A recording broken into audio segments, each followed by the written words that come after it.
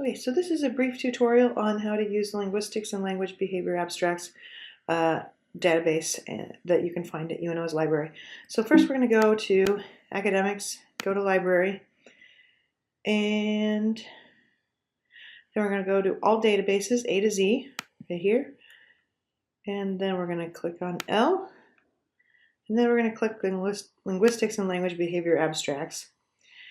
Since I'm off campus, it's asking me to sign in. If you're on campus, it'll sign you in automatically, or you're just already on because you're on campus.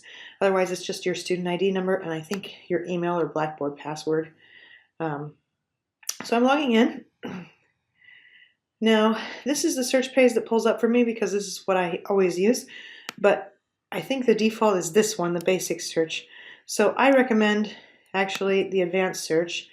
Because you have more clearly defined options for putting in different search terms. So the first thing we're going to do is check peer-reviewed. If you've had comp with me, you know a little bit about why this is really important. But basically, the idea is that anything that's been peer-reviewed has been through a vetting process, a very rigorous vetting process usually. And so other experts in the field have read the study and have said it's methodologically sound, and it's worth publishing. Compared to, let's say I do a study and I just publish it myself and it doesn't go through the peer review process, well, it may or may not be a good study. So the whole idea behind peer review is to say, okay, we've had the experts in the field look at this. They agree that it's in line with our current methodology, and that it's not making any claims that don't make sense or aren't in line with what we know about a certain area. So for example, if I were to publish a paper saying the earth is flat, right, that would not get past the peer review process because peer review would say, no, we actually know and have known for hundreds of years, thousands of years, that the earth is round.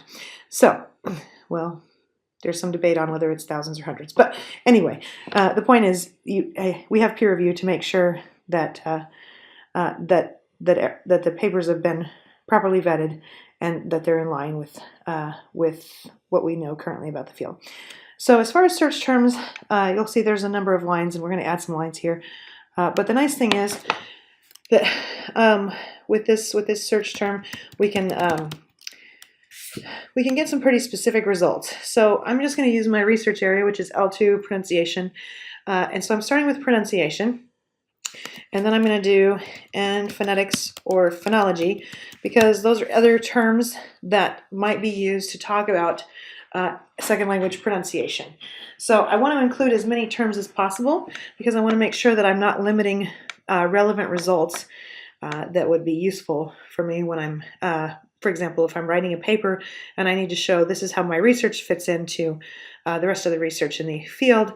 Then I need to show that I've read the rest of the research in the field so that I know what I'm talking about and I'm not just, making a saying something that's already been said, basically. Okay, so this is my first search term. Then I'm interested in second language pronunciation. So I'm going to say L2 or second language, and I'm going to add a row, and then I'm going to say or FL, foreign language, or spell it out, foreign language, so that I'm not, different articles use different terminology, and so one article might use FL, for example, because I'm doing Spanish. Not the best example, maybe more French, but Spanish in the United States is still mainly considered an FL context, whereas L2 can be more general, like an immersion context or an FL context. So I want to make sure that I'm getting all of the contexts there, so that I'm not excluding studies that might be useful to me. And then the last thing I want to do is, because I'm interested in classroom research, that I'm going to say classroom or pedagogy, and then I'm going to say instruction. Now, you'll see this is kind of a mess right now, and we're going to fix it on the next page. So we're going to click search, and then here it's got my terms. Now, what I really want, and as far as I know, the search terms boxes don't let me specify this, but I want to do this. So I have pronunciation or phonetics or phonology and L2 or second language, or foreign language, or FL, or foreign language, and classroom, or pedagogy, or instruction. So I'm just modifying my search terms. So now what I have essentially are 3 search terms. The first one is the area of linguistics, pronunciation, phonetics, phonology, and it'll pick any of those terms.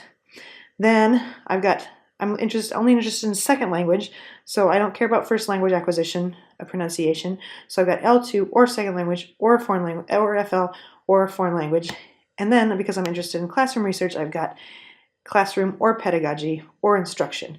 So my search will now pick up any combination of these 3 terms. So it'll pick up pronunciation, second language, pedagogy, or it'll pick up phonetics, L2, instruction.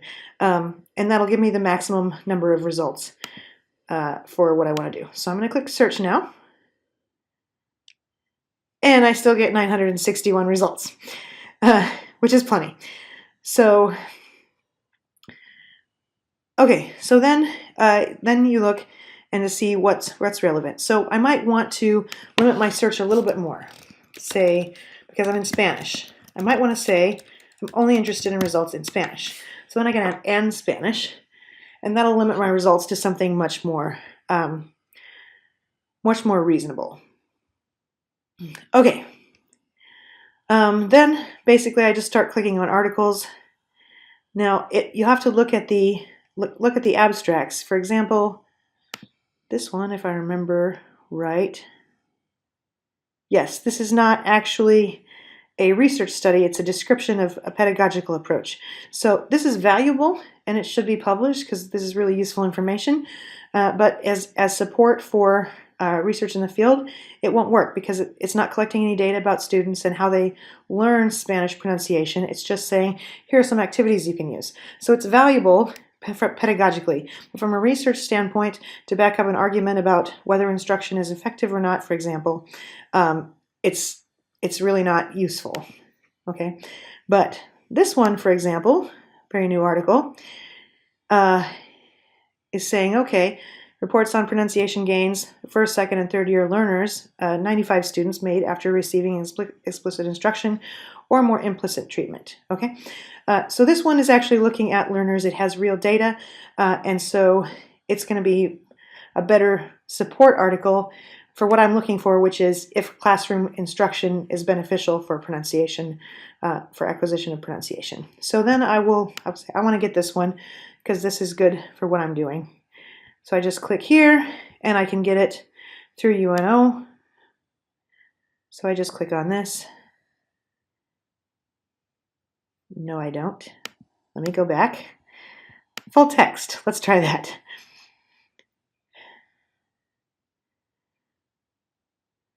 Okay, and here's the article, and I want the PDF, so I just pick Get PDF. And then I save. And I always save it by author and year, so then they don't get lost on my computer. And that's it. Now I'm done. So then I just go through and find relevant articles. So this is another one that's that has data. This is another one that has data. I don't remember if this one has data or not. Okay. But the point is that you can look at the abstract, and the abstract, if it's well written, will tell you if it has real learner data or not, or if it's a description of a pedagogical approach. For a pedagogy paper, description of a pedagogical approach is good, but I would still back up everything with actual data, just because, I mean, I can describe something that I'm doing, and it could be something that's completely ineffective. So to really say this is effective or not effective, it needs to have data. So that's part of what I'm looking for in a comprehensive exam. Answer is if you support your answer with research, then